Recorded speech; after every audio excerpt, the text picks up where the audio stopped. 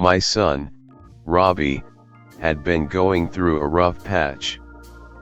His girlfriend had left him and his cat of 15 years had just died. He loved that cat as if it were his own child. It slept next to him every night, curled up in his arms like a teddy bear. I knew he was using opiates as well, and no matter how much we tried to help him, he simply couldn't stop. But a couple weeks ago, things started getting better. Robbie looked a lot happier. He seemed to have hope again. I saw him smiling and laughing, and I figured he had gotten over the hump. "I see things clearly now," he said to me and his mother over breakfast one morning. I smiled.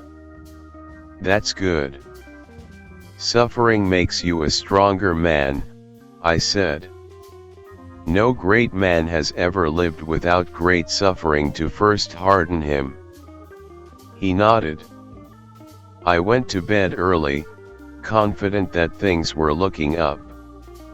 I was sleeping that night when I heard the gunshot. "No!" I heard my wife shriek in an agonized voice, the voice of a mother losing her child, her only child. The sound seemed to go on, and I think I still hear it sometimes when I close my eyes, that maybe it never really stopped. She screamed like a woman on fire. I sprinted towards the noise, my feet feeling as heavy as cinder blocks. "Alexis!" I cried into the dark hallway. My heart felt like a cold chunk of ice in my chest. I ran blindly through the shadows, knocking a vase off a table as I passed. It exploded on the floor with a sound like bones shattering. "What's wrong?" My voice sounded like someone else's. Everything seemed slow and dreamlike. I wasn't sure whether this was really happening to me. I felt totally dissociated from everything, a state that would continue for days afterward. The only response that came to my calls was more hysterical sobbing and incoherent screaming. I flew through Robbie's open bedroom door and saw a scene from a nightmare. A shotgun was sprawled at his feet, thrown onto the hardwood floor like a discarded toy. Robbie sat in a recliner, and his face was almost entirely gone. I saw deeply into his skull and brain matter. He had blown off everything from the top of his mouth to his nose to his right eye and right cheek.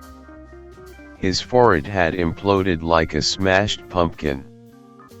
The left eye gazed sightlessly ahead, wide open and as blank as a statue's. I felt a tight constriction in my chest. I grabbed at it, falling over. I remember the darkness interspersed with flashing lights and voices from 1,000 miles away piercing the void. I reached out, trying to escape, but the darkness seemed eternal.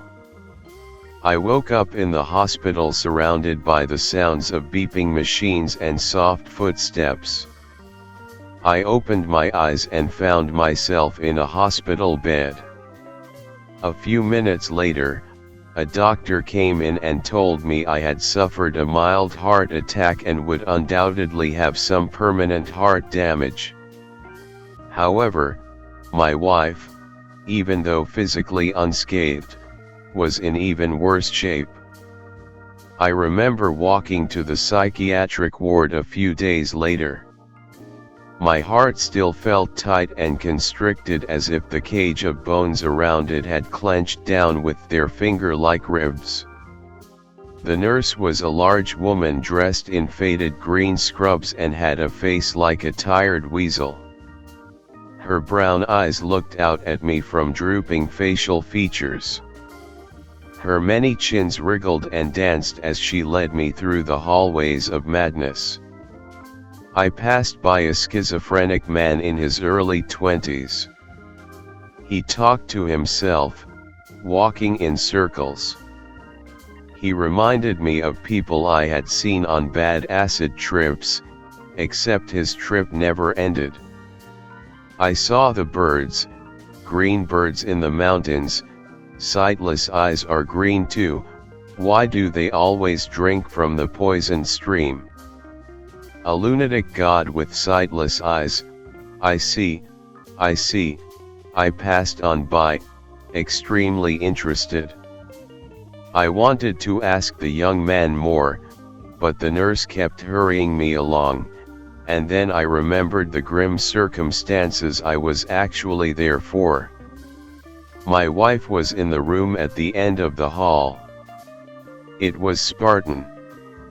Only a desk, dresser, and bed stood there, all nailed to the floor. Laying on the bed, I saw my wife. Her arms were extended up towards the ceiling like a child asking to be picked up by a parent. She didn't move or speak. She appeared as an eerie, living statue, laying there with open eyes. Her breath came in slow, steady rasps. She is in a catatonic state, someone said from behind me. I turned, seeing a doctor in a white lab coat entering the room. He had striking blue eyes the color of an Arctic glacier and deep wrinkles around his aristocratic mouth. His hawk-like nose gave his face a serious, reflective character. He walked over to Alexis. Her once golden skin looked pale and lifeless. Her eyes had sunk deep into her face like the last bit of water at the bottom of a deep well. She has what we call waxy flexibility. He took her left wrist and, like moving the joint of a mannequin, pushed her arm down towards the bed so it was at a 45-degree angle to the mattress instead of a 90-degree angle. Her arm hung there, unmoving. It was eerie seeing my wife turned into a doll, her mind apparently shattered. "How long?" I said through a hoarse, choked voice. I felt drained from my stay in the hospital and the trauma of the last few days. "How long will she be like this, doctor?" He looked away. "I'm sorry, but that's impossible to say," he said. "We are doing everything we can, however. We are giving her electroshock therapy." "Electroshock?" I asked, aghast. He nodded grimly. "This is usually a sign of schizophrenia." "Does she have a history of mental illness?" I shrugged. "Not that I know of," I said. "Traumatic incidents can sometimes trigger it in people who are genetically predisposed," he said in an impassive voice. "It's possible she has had symptoms before and simply hid them." "You never noticed strange behavior like paranoia or disordered speech or hallucinations?" "Well," I said, thinking back to the incident last month. "She did say something about seeing a ghost in Robbie's bedroom." "A ghost?" the doctor said, his mouth hanging open slightly. He quickly regained his regal bearing, giving a slight smile. "That could certainly be a sign of hallucinations." "Did she physically see the ghost standing there? Did she talk to it or have contact with it?" I thought back to that strange night. Thinking of Robbie again brought back a sick, empty feeling in my heart. "I saw someone peeking in through the window," Alexis whispered in a quivering voice, her dark eyes wide and afraid. The window of Robbie's room.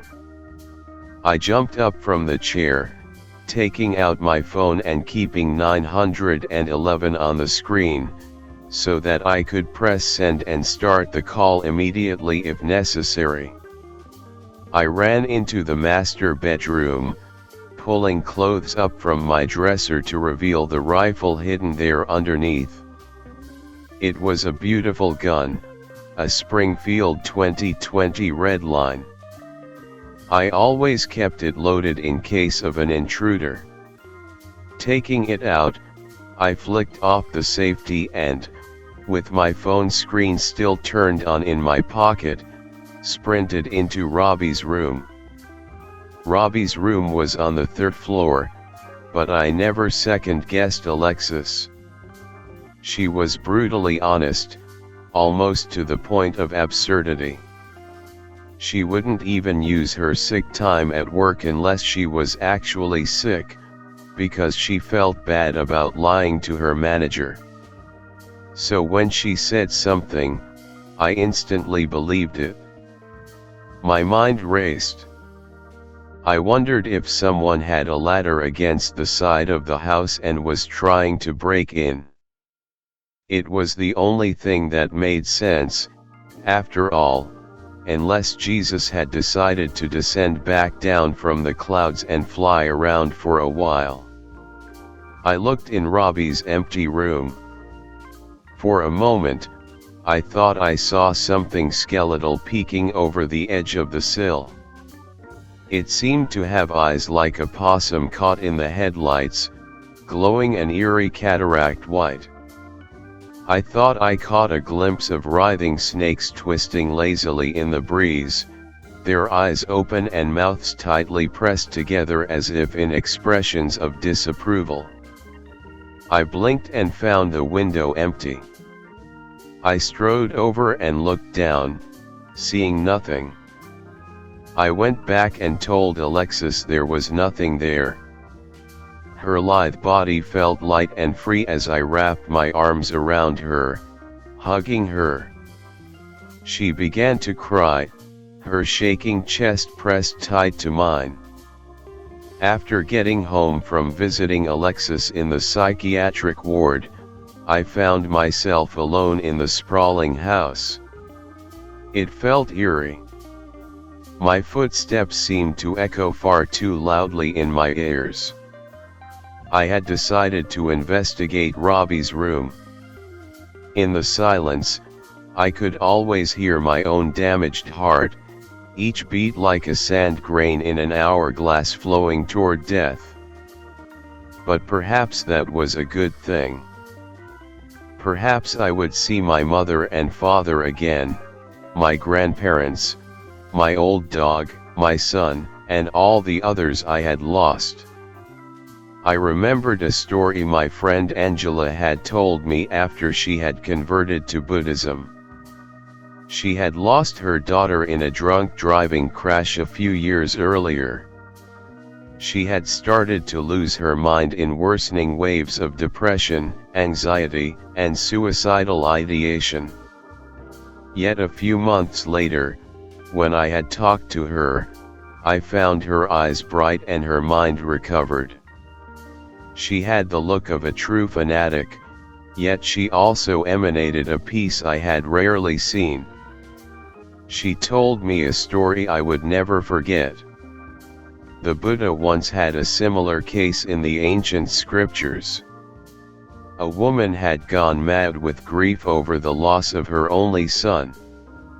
She would walk the town, her mind shattered, screaming for her boy. So the Buddha was in the area. The woman came to him, weeping, asking him to bring her son back.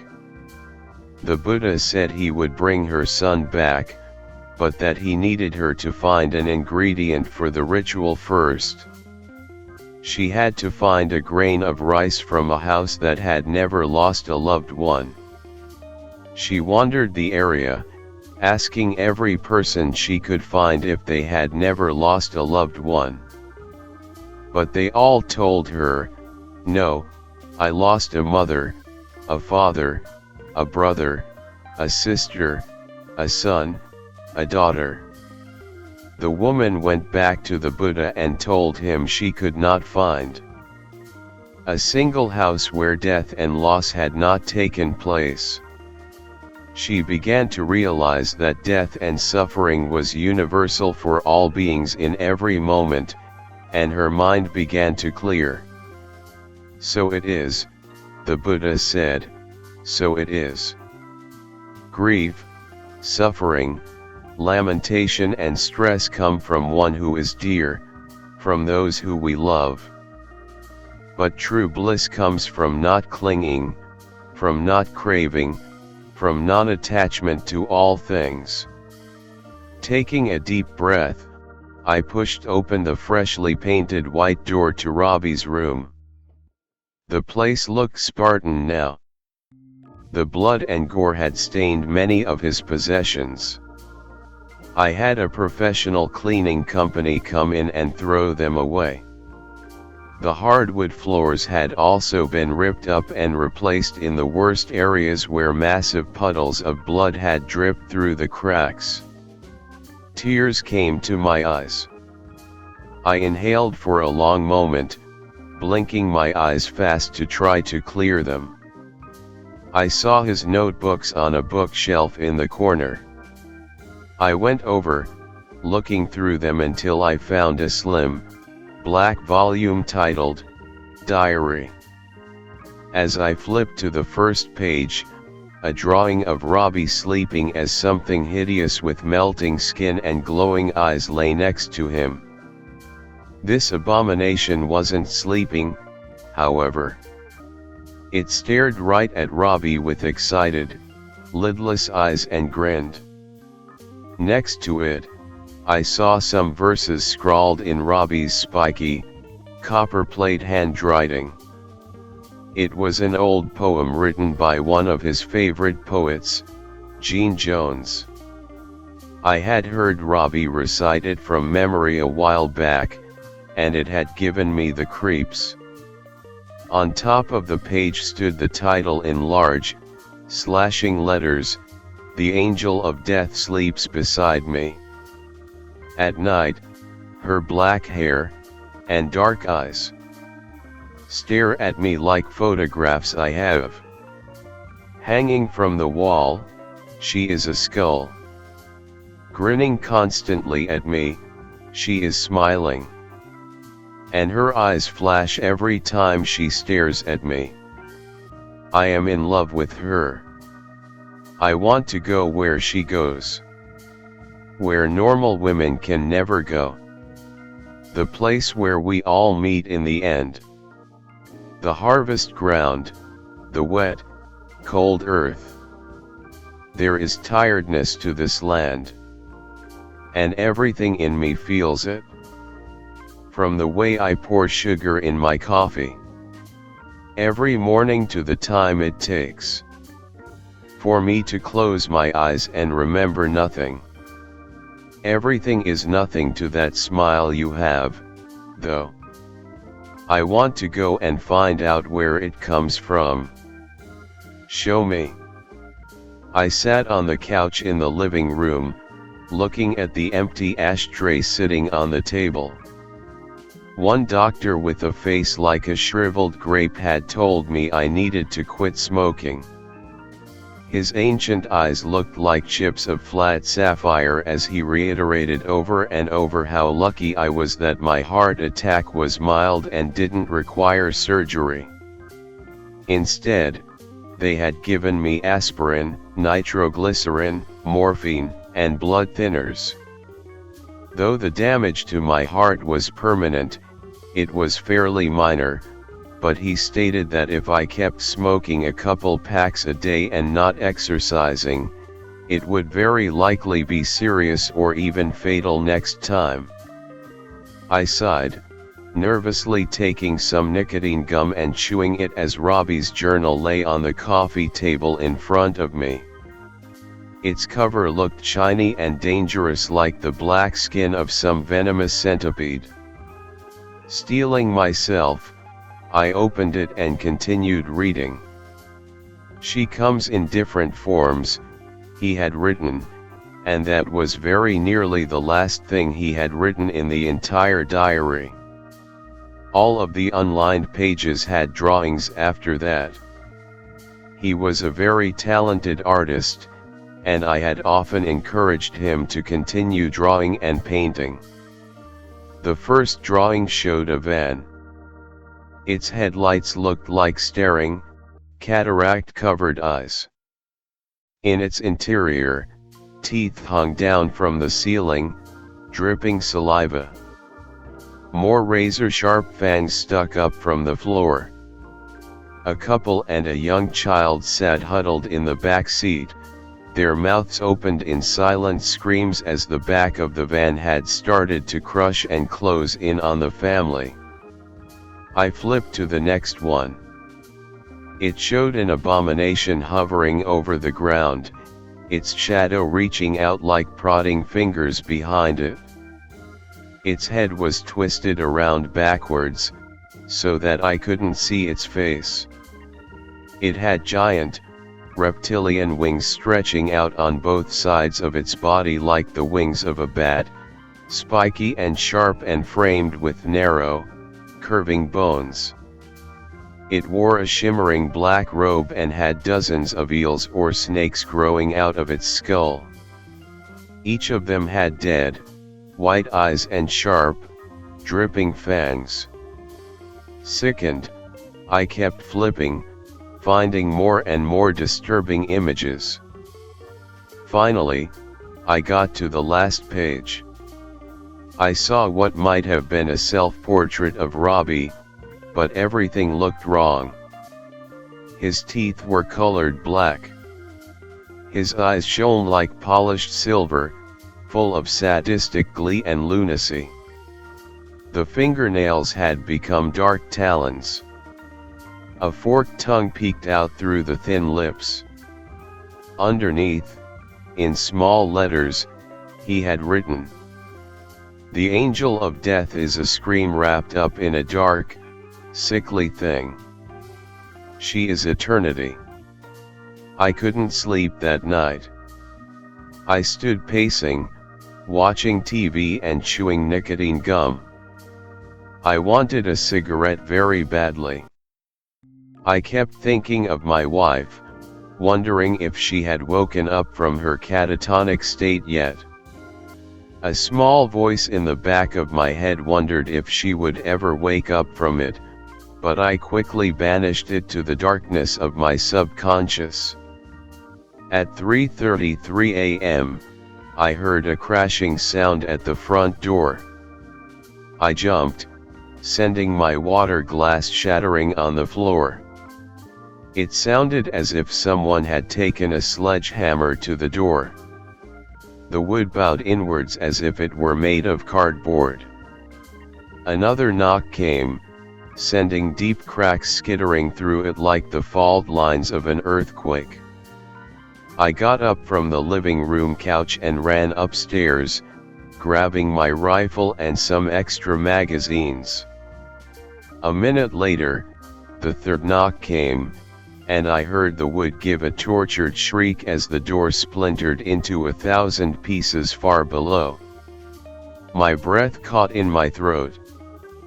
"Dayad!" Robbie's voice cried.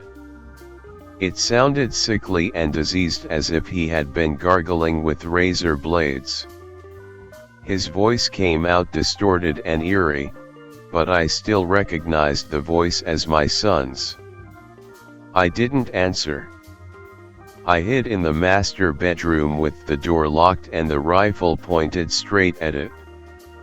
I heard heavy, plodding footsteps smashing against the first floor, circling around and looking for something. Looking for me. I looked in the bedroom mirror, seeing myself a pale, thin man with black circles under his eyes, his body trembling and weak. The gun felt like a paltry piece of junk in my shaking hands. Whatever was impersonating Robbie started to ascend the stairs. I heard the wood groaning and straining as his inhumanly heavy footsteps shook the house, coming closer and closer. Finally, he arrived at the other side of the door. "Dayad," Robbie gurgled. "Open up." "It's Tayyim." Something smashed against the door as if an anvil had been thrown at it. The door broke along the middle, sending spidery cracks searching up and down the sides of it. I knew one more good hit would break it. Inhaling deeply, I opened fire. The ear-splitting cacophony of emptying an entire chamber as quickly as I could instantly deafened me. The smell of gun smoke hung thick in the air. But behind it, I smelled something else, something much fouler, almost like tomatoes and roadkill left out to rot together under a hot summer sun. The tinnitus in my ears had begun to subside as I took out the empty magazine, throwing it and slamming another one into the chamber. Like a man waking up from a dream, I remembered the phone in my pocket. I quickly took it out and dialed 911. It rang for what seemed like an eternity, but then finally someone picked up. "Oh, thank God!" I screamed. "Please send help. I'm under attack at..." "Dayad," the distorted voice hissed through the phone. "Is that you, Dayad? It's so dark and cold here. I don't know where I am." I froze, the phone slipping out of my numb fingers and hitting the floor. "Go away!" I screamed at the top of my lungs. "Leave me alone."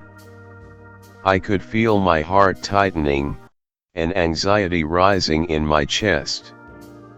I was supposed to be relaxing after my heart attack. For a long moment, I wondered if this would cause another one that I would never wake up from. Without warning, the door shattered inwards, raining splinters of wood down on my head. Standing on the dark threshold, I saw my son.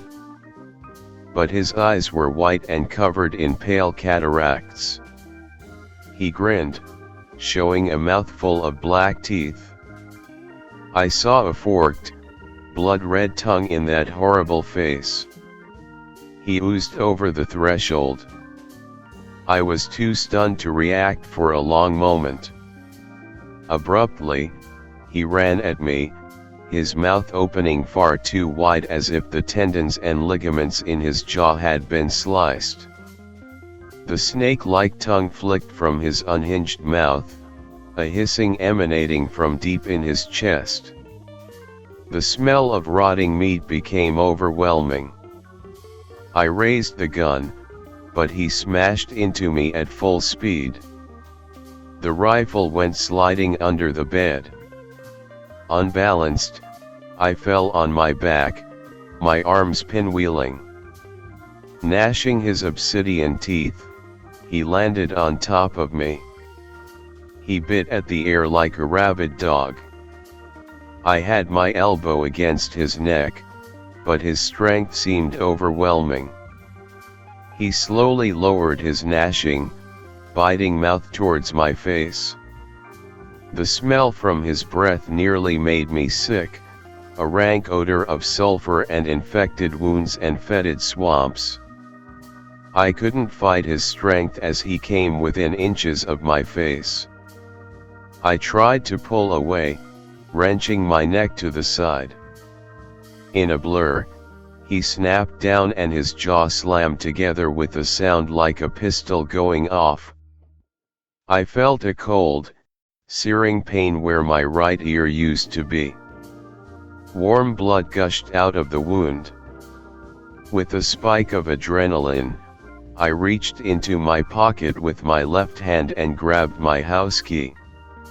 Screaming an insane battle cry, I brought it up and into the thing's white, blind eye.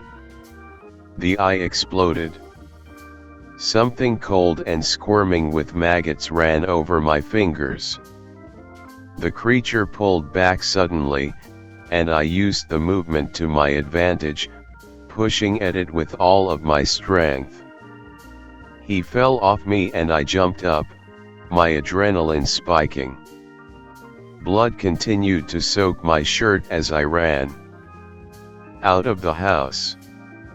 I got in my car and drove away as fast as I could, constantly checking the rear-view mirror. I decided to drive as far as I could and never come back, but I doubted whether it would keep the abomination from returning.